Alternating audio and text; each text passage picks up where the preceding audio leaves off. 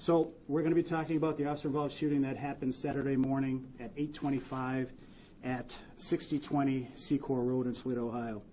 I want to give you a little heads up. You are going to hear profanity, racial slurs, and images that could be disturbing, so please keep that in mind.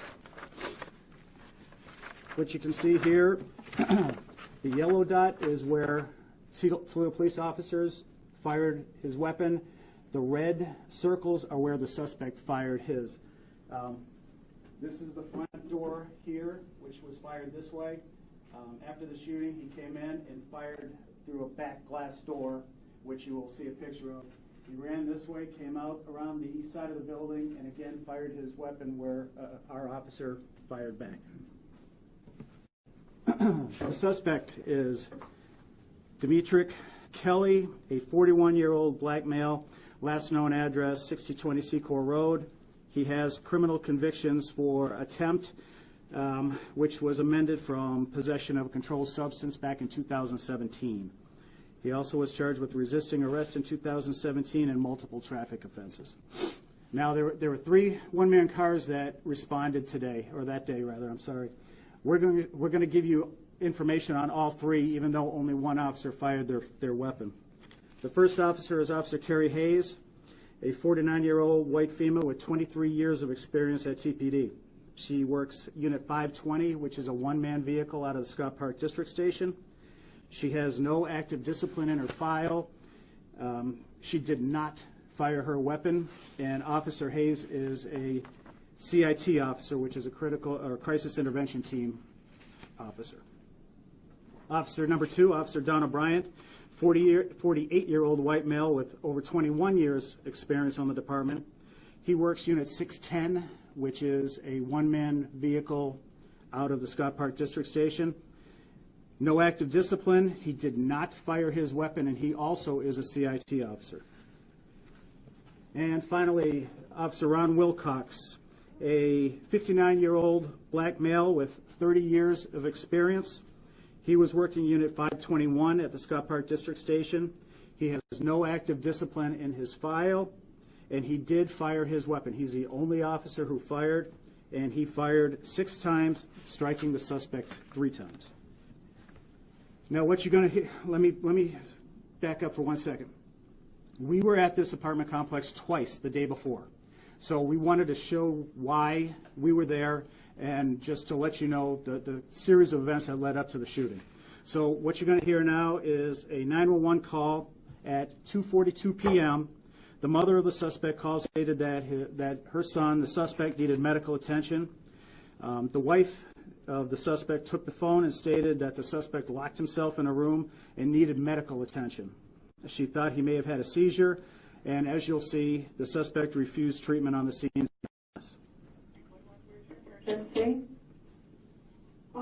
Yeah, Muslim department. This is 911. Yeah, I'm trying to find the address.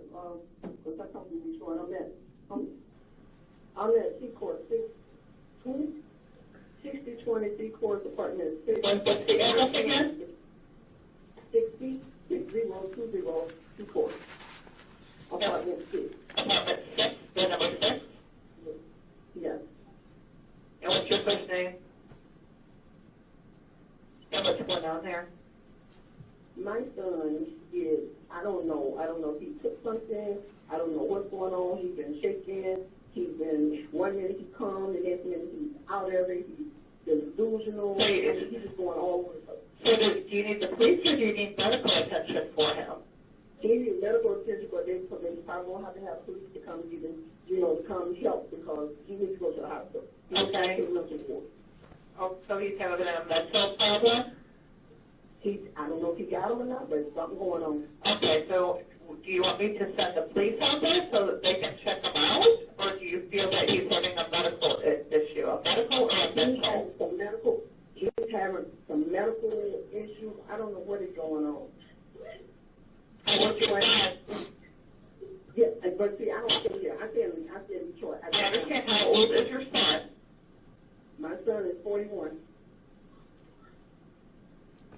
He said that he needs medical and police?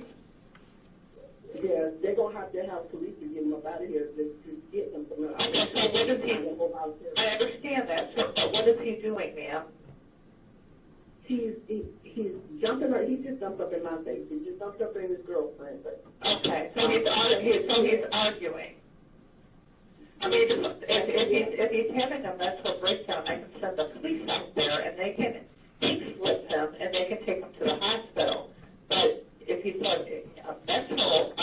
medical problem, do you think it's medical or is it mental? he had a lot of medical issues, so I don't know if this is medical. Okay, is his wife there right now? Can I talk to her? Hold on. Tina, come here.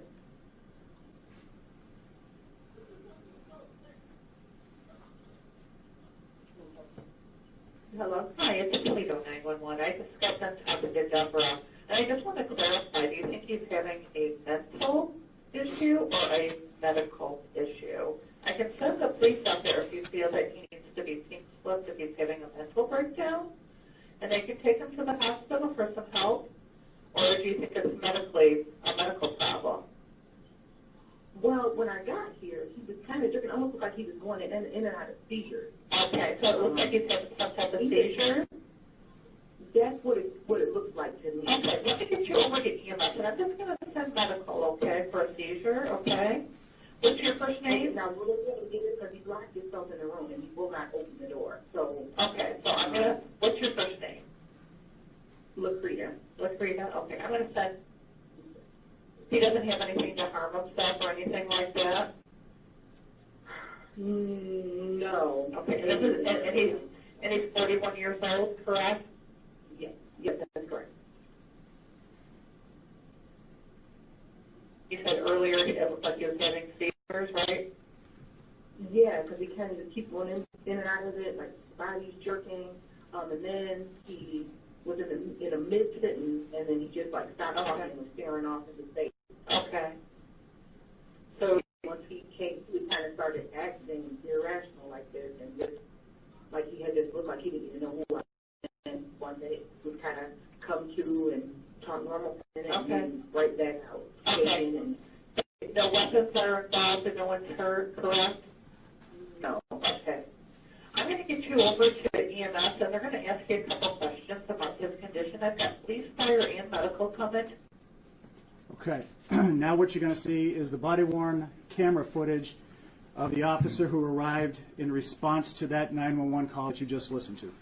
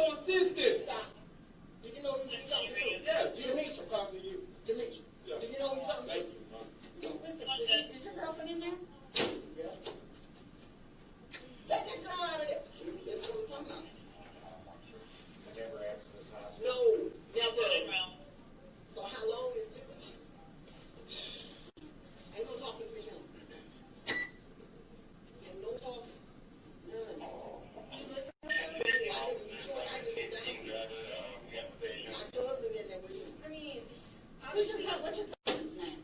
Stephen Ellis. Have him come here and talk to me. Sean, come here. I mean, as long as he's a responsible adult in here too with him. Are you guys cousins? Yeah. Okay. Yeah, but he'll pick up. Shit. I mean, that's not annoying. Yeah, come down here. I can understand that. He got called. Yeah, I know that. So, I mean, honestly, with him and there's a baby in there, and Yeah, he's good. everything's going to be Yeah. okay. I mean, Yeah. Now you got to keep doing like it's going down here. So. Sean, he's got to go somewhere.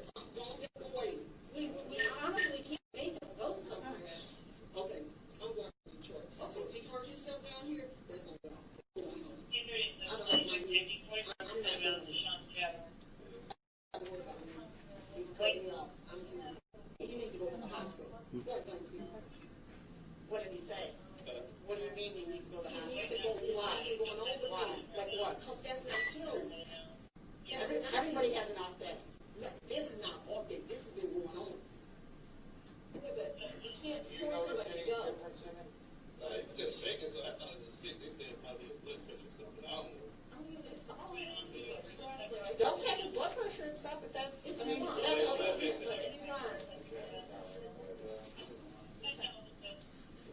Okay.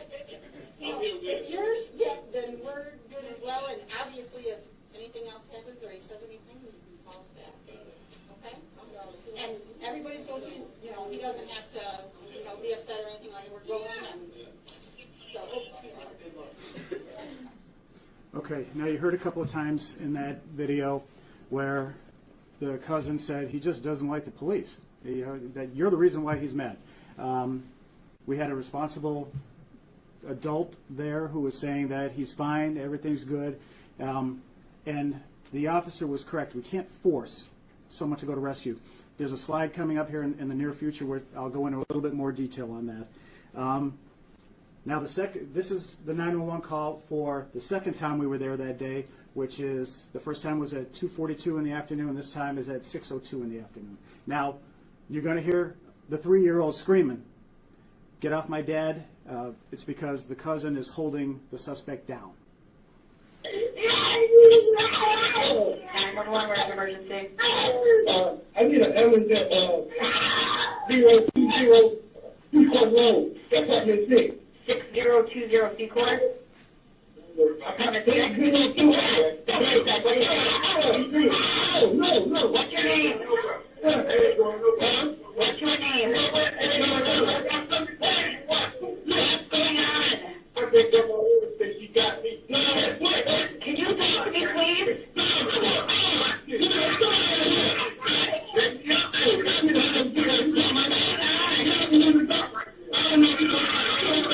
You need an ambulance? I need an ambulance. What's going on? I don't know who you Who? My cousin. How old is he? He's 22. Okay, does he have anything on his head? No, down here, hurry up. Okay, you need to answer my question. Huh? You need to answer my question. Does anybody have any? I need an ambulance. Does anybody have any? No, I got him down now. Holding him down? Yeah, hurry up.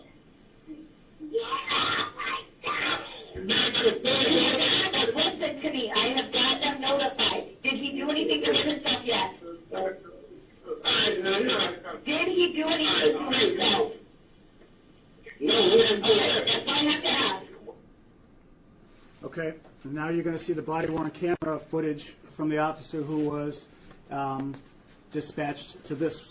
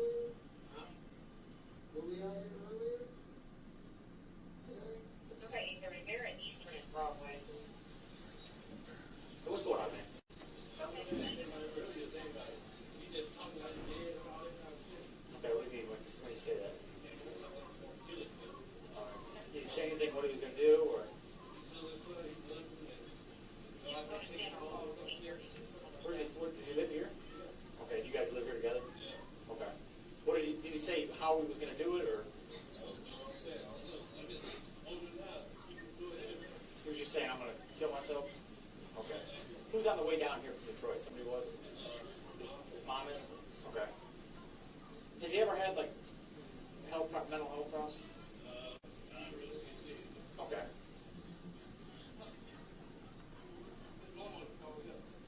All right. Well, I don't need to talk to her. If she's, it's probably smart to come down here, that way she can keep an eye on it, you know, so he doesn't do anything.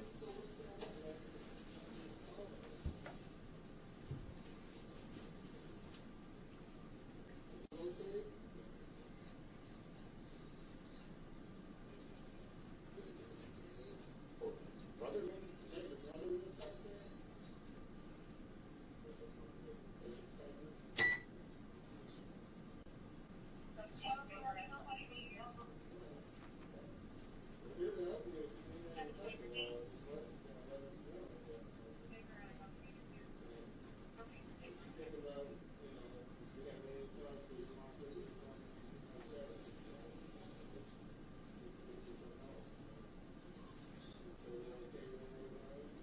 it sounds like your mom's gonna come down, okay?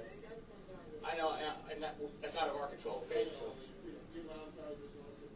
she's worried about you. Yeah, she's letting you know.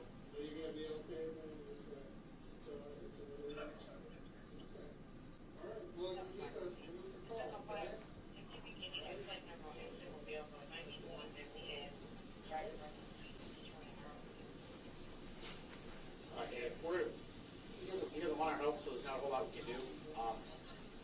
Unless we don't need to come back out here unless like he's actually like threatening with like a knife. You know what I mean? They told me to call him if you do things like that. Yeah, I mean, yeah. But if he's not willing to tell us, so you know, unless he you know goes past what he's been doing. Okay. So at the time he just laying in the bed with his son. Yeah. Did you Yeah, if his mom's on the way down, that's probably a good idea, you know.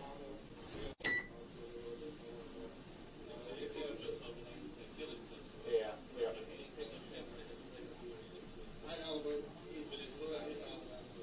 Yeah, so, yeah, just, you know, keep an eye on him, but, if he gets, violated anything like that,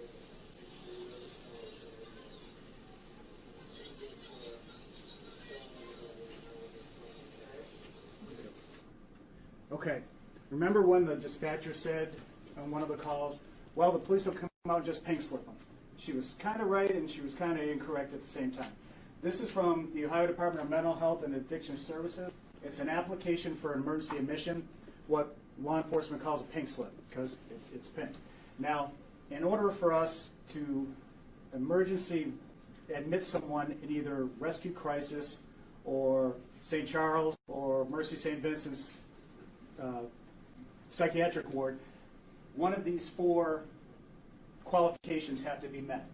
Threats of or attempt to suicide or serious inflicted bodily harm, recent homicidal or other violent behavior, evidence of recent threats that place another in reasonable fear of violent behavior and serious physical harm, immediate risk of serious physical impairment to or injury to self as manifested by evidence that the person is unable to provide for and is not providing for the person's basic physical needs, and behavior that creates a grave imminent risk to substantial rights of others. Now, we have to hear that. I mean, it has to come to us. Mr. Messina could get angry at me and call the police and say, George Kral said he was going to kill himself. It has to be more than that. So, we're talking about putting someone in a psychiatric ward against their will. So this is something that we take incredibly seriously, and we don't just pink slip someone based on innuendo or statements from one other person. Now, the next thing you're going to hear is the recordings from Saturday morning. Now, there was actually two callers who called 911 that morning reporting strange behavior from the suspect, and we, excuse me, for time, we just put that all on one recording. 911, where is your emergency? 6018 Secor Road, number 6018 Secor, and you said apartment in your name? Secor Woods Apartments. Right, 6018 Secor Road, you said apartment. What's going on today, Yeah. Mark? One of my neighbors that lives in the front is out in the parking lot with no shoes, no shirt, and he's screaming and yelling. I don't know if he's having a breakdown or what, but could you send someone to see how he's doing? Do you know what apartment he usually lives in? No, I don't. Okay. He moved in the first part where they have 2 bedrooms because he has a little kid. All right, so He used to be my neighbor. he's currently in the parking lot. Can you see if he's white, black, Hispanic? He's black. Do you know his name? No. Okay. It's some long name, but he goes by Polo sometimes. Okay. And he has no shirt, no shoes on? Correct. Okay. And do you know if he has anything wrong with him? No, I don't. I'm staying in my apartment. I don't want to go out there. Okay. All right, we'll go ahead and get them out there, okay? Hold on. I think he might be going back in his apartment. I'm not quite sure because he's not out there now. Hold on. No, he's not out there now. He must have went in his apartment. So he lives in... I hear him yelling. I hear him yelling now. And you said I no... know he's in the first... When you pull in, there's 3 main glass doors to Secor Woods. He's in the first glass door. Okay, and you said no weapons seen? No. Okay, we'll go ahead and get them out there and check the safety, okay? Thank you so much. No problem. Bye-bye. 911, where is your emergency? It's 6020 Secor Road. Is this a house, apartment, or duplex? It's the apartment. 6020, what apartment number? It's actually the parking lot. There's a guy out there in no shoes, no socks. He's screaming. I just woke up to it. Do you know who he is? Does he live there? I don't. Okay. I don't know anybody in my apartment building, so. What is your name? And is he white, black, Hispanic? No, he's black, but he's screaming about a white man. I don't know. Okay, what is he wearing? What color shirt or coat? He doesn't have a shirt on. He has jeans on, and he doesn't have shoes on. Okay. No weapons seen? I'm not sure. Like I said, I just woke up to hearing it. Okay, I'll go ahead and get them notified. Thank you. Okay. Bye-bye. All right, the next thing you're going to hear is the radio traffic from our officers when the shots were fired. Now, this is a 12-minute video or recording, but we're not going to play the whole thing. We're just going to play the important segments, but the entire recording will be given to you. 21-610. Earlier this morning and yesterday, I'm not sure if this is related or not, there was a call for check safety apartment 6 there. Caller called for 41-year-old husband Demetric Kelly, who was having some issues and he had locked himself in a bed, possibly apartment 6. 521, okay, sir.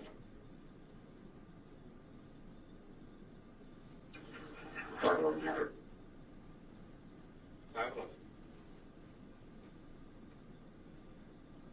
521, I'm 23. 521. Excellent. 521. 521, just to let you know, I'm not seeing anyone outside. You say that there was a previous call for apartment number 16? There was 2 calls yesterday for an apartment 6 for check the safety. I'm not sure if it's related for yours or not, but they were female callers their husband had locked himself in bed, and that was apartment 6. Okay. Do we have the guy's name? Being validated. Previous call was for a Demetric Kelly. He's a black male, 41 years old. 520, good. 521, repeat. Bozier. There's close for use on Secor.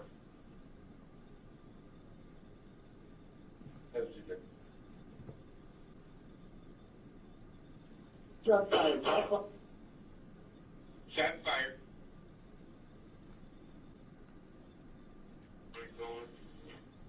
820. 710. Got that. Reply clear the air. Big 605. guy running, he's going westbound. Sorry, eastbound towards the other end of the building. He's gonna be popping out. Eastbound, other end towards the building. Yes, you there? It says you guys in yet. Shots fired still. Still shots fired. Where's he at, guys? Talk to me, guys. Where's he at? He's on the east side of the building. East side of the building. 610, 520, is anybody been shot or just shots fired? Get that Secor, checking your safety. Use that Secor, checking your safety. Good for 523, 6016 Secor, 7 in custody. 6016 Secor in custody. Okay. If you remember the last time we had something like this, I gave you some points to look for in the body-worn video. First one we're going to see is Officer Hayes. Now, you'll hear her respond to or refer to the suspect as Polo. She's a CIT officer. They're trained, try to get on a wavelength similar to the suspect. So rather than saying, hey, you, she used his name. You'll hear Polo, put that gun down. Again, put that gun down. And then you can hear the suspect yelling at the officers, and excuse my language, you got this white bitch over here, and then fires a shot at Officer Hayes' police car. In fact, you'll hear the window getting smashed out on her mic. Then you'll hear 4 shots from Officer Wilcox. Then, you heard it, but I'm trying to give you some context. You'll hear Officer O'Brien pursuing the suspect, advising Hayes and Wilcox that the suspect is running around the building and he'll be popping out on the east side. You'll then hear the suspect fire 2 more shots. Officer Wilcox will fire 1 round. Then you'll hear the suspect fire 2 more rounds, and Officer Wilcox fires again. Then you'll hear Officer O'Brien say, talk to me, guys, where is he? And we're going to stop this at about the 3-minute and 15-second graphic, and then resume this video later on in the PowerPoint to get a better chronological idea of what's going on.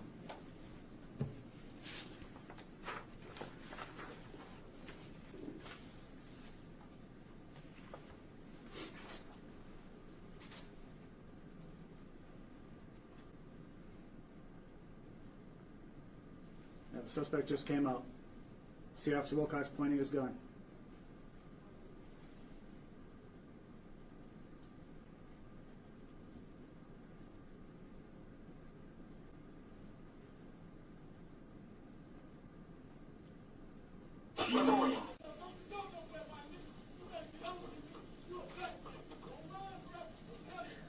Hold, put that gun down.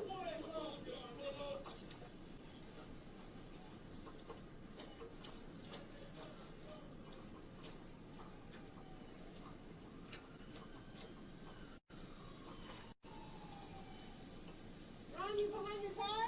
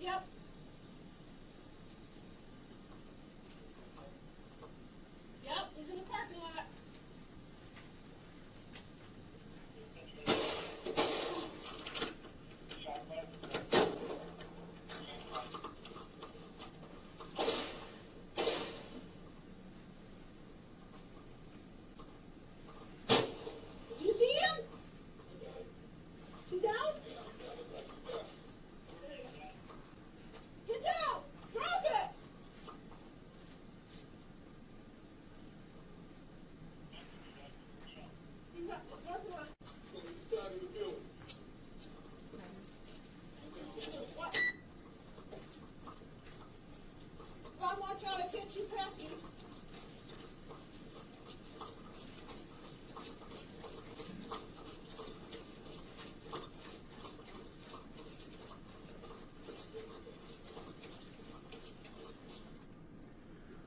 Okay, now we're going to move on to Officer O'Brien's dash cam,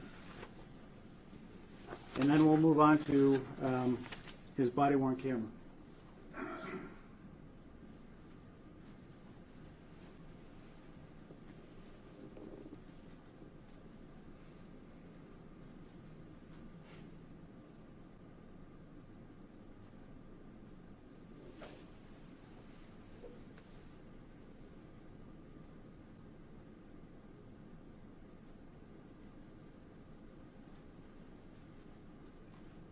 You'll hear the audio turn on here when he turns his lights and sirens on.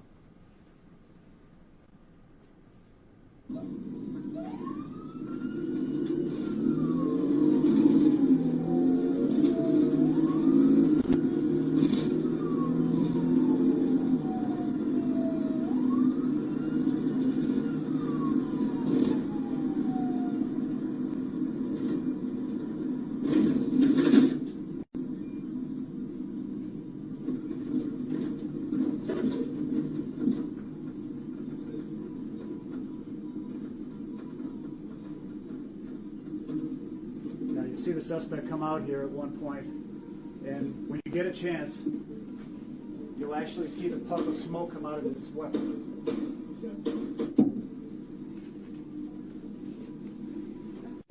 Okay.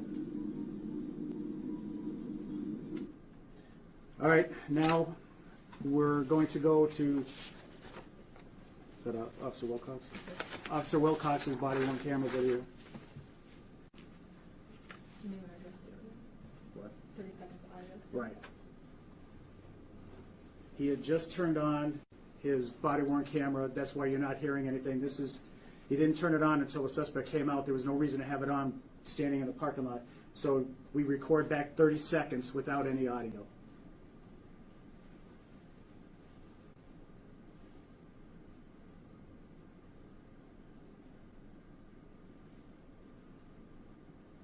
Recording. Hey, I'm okay. You okay? Are you okay?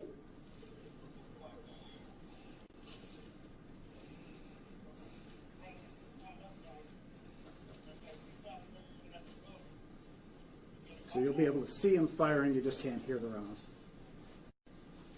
Eastbound. Eastbound, going the other way. You see him?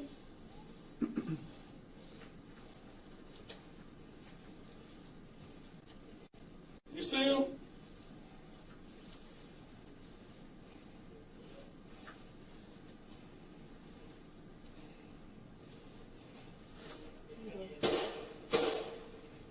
Suspect.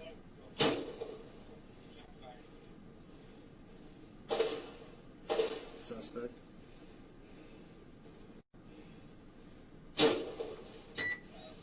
I got him. He's down. He's down. Looks like he's down.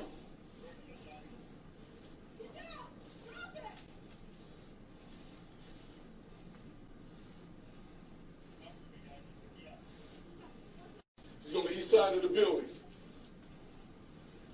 He's down. Come on, come on.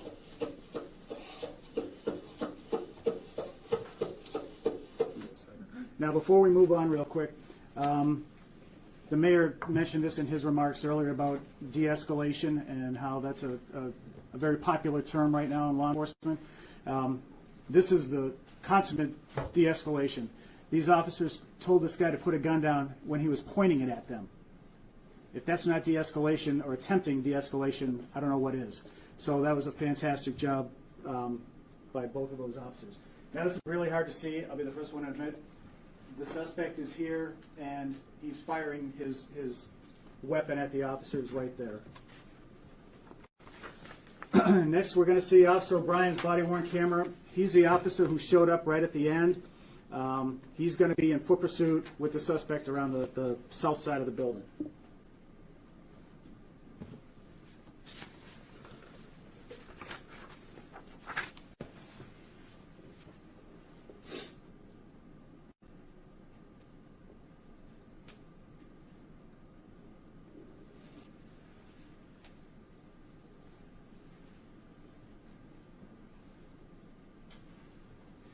Our cars are set up that when you turn on the lights and sirens, your body-worn camera automatically turns on. So that's why you're staring at a steering wheel.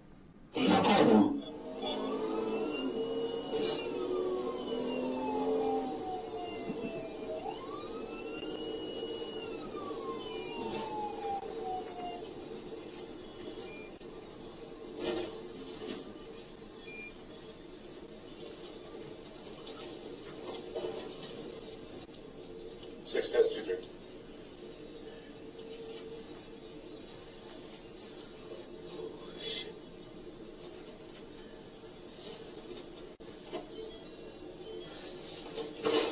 Oh. Shots fired. Shots fired. Shots fired.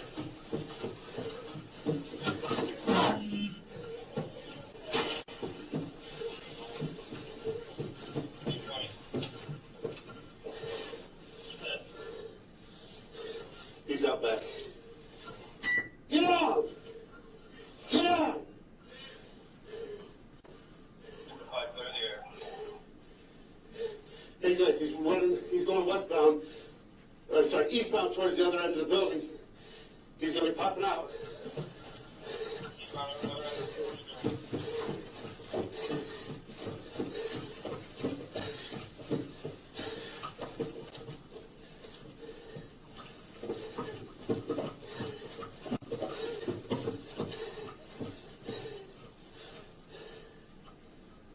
You guys see him yet?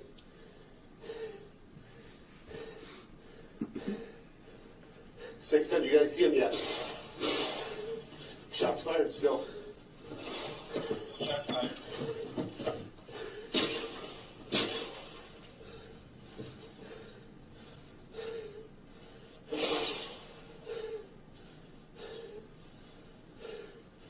Where's he at, guys?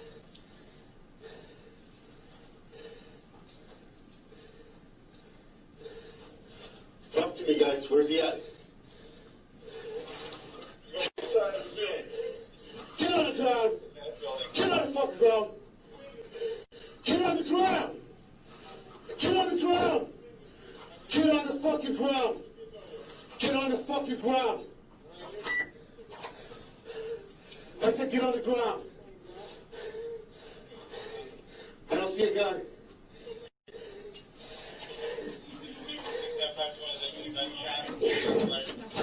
You got me covered?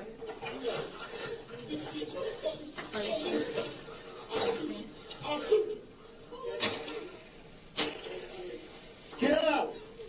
Get out! Get out! Now, a couple things before we move on.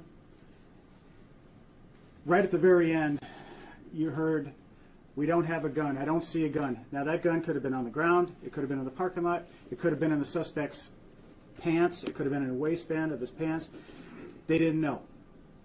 This is why we train the way we do when it comes to our use of force. We didn't see a gun. We saw the suspect's hands. Officer O'Brien put his firearm back in his holster and deployed his taser. The suspect was not listening to any kind of verbal commands. It looked like he was going down that hill, maybe try to jump over a fence, and they decided to get him into custody that way. Now, we're going to go back to that video that we stopped earlier of Officer Hayes. A couple things I want you to listen for. You're going to hear an officer say, "Make sure he doesn't have the gun." An officer will say, "Need your guys help his hand, help to get his hand." Again, a sergeant who was on scene, "Do we have a gun?" The sergeant soon after that, "Start medical." Then you'll hear, "We still don't have a gun," a good 30 seconds after they made contact with him. Then the sergeant said, "Roll him over and get him in the recovery position." Now what that means is the last thing we want to do when we have someone handcuffed is have them on their belly or on their stomach because of positional asphyxia. So the sergeant had the officers roll the suspect on his side so his lungs would not collapse. Sergeant then said, "See if we can start first aid on him." Sergeant continued, "Roll him over to see where he's hit and go grab a shooting trauma kit and put pressure on his wounds." So after the threat was neutralized and the suspect was in custody, we immediately moved into, let's preserve his life as much as we can, being police.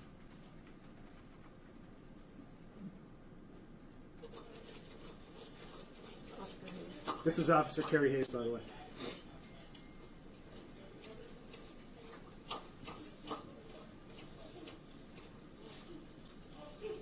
Hold on, get down, man. Hold on, get down. Get on the ground. Stay down. You talking about the tree? Yeah, that's okay. You get to it. Oops, sorry. Go ahead.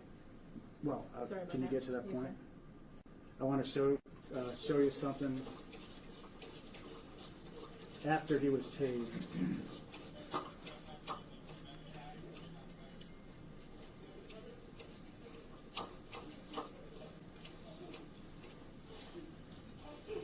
Hold on, get down, man. Hold on, get down. Get on the ground. Stay down. You may be able to see it later on in the scene. There's a tree right here, and you'll see him actually grab onto the tree with his right arm, not letting the officers handcuff him. There you go. See the tree? Well, keep going. Yeah. Can you fast forward it? Okay, we'll do this again. Hold on, get down. Get on the ground. Again, continuous verbal commands. Stay down.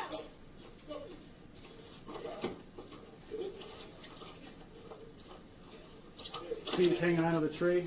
Give me this kid. Give him the fucking here.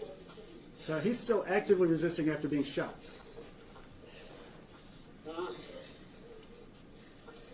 Now, pay attention to that hand.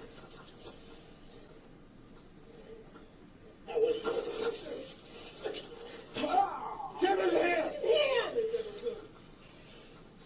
Fucking taser. Now, we still don't know where the gun is at this point. Give him the fucking other hand.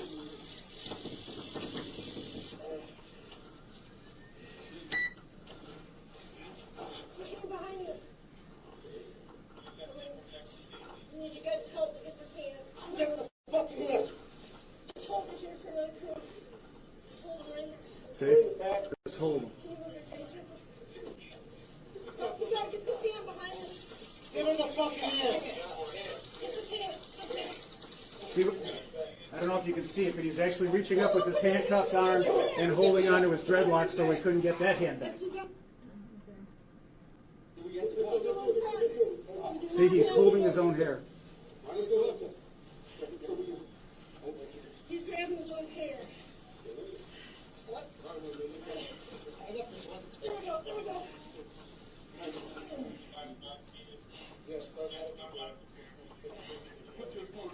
Yeah, put one cup. He goes on and then put one more set on him. We do not have the gun yet. Even at this stage, they're trying to make sure that this guy is semi-comfortable, for lack of a better word. They're putting 2 sets of cuffs on. Checked inside the first set of apartments. He was walking through there shooting. The first doors that would come to off of Secor. You okay, kid? You okay?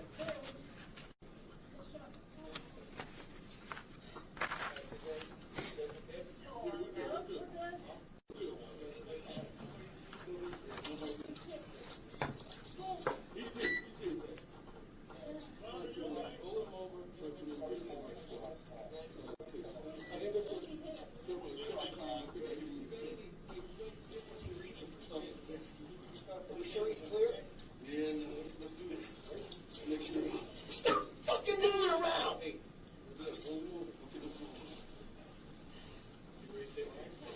Hey, guys, that's the gate. Yeah. Hey, I know what?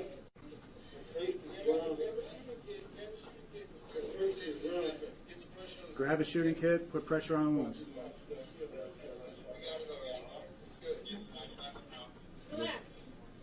Okay.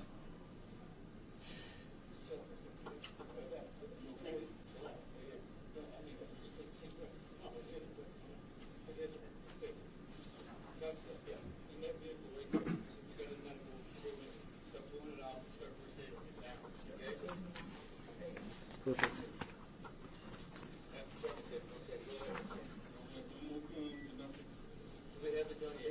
Yeah, it's over there.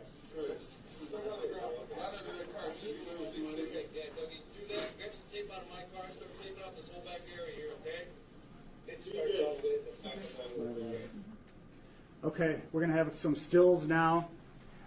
This is Officer Hayes' vehicle that was shot up right here. She was right there when this happened. This is another view just from the inside of the vehicle. We're talking about the rule now, sir? No. Okay.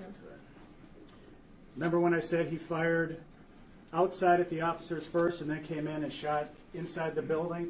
He shot out the back door before he went running out. Now, this is telling right here. That's the weapon he had. When I was on scene that morning, I saw the slide back, but I didn't see that. That's what we call a stovepipe. His weapons had malfunctioned. He had a 9mm Taurus with a 17-round magazine, and there were 9 rounds left in the gun when it stovepiped, which means he could have fired 9 more times, but by the grace of God, his gun jammed up and it didn't work. It simply didn't work. There's just another view of it. Okay, just to end, he's in a local hospital now in stable condition. He's going to be charged with 2 counts of felonious assault on a police officer. He has 6 wounds from 6 gunshots, 3 from Officer Wilcox. Officer Wilcox struck him in the chest, the arm, his abdomen, and the other 3 rounds were in his foot, where the suspect shot himself in the foot.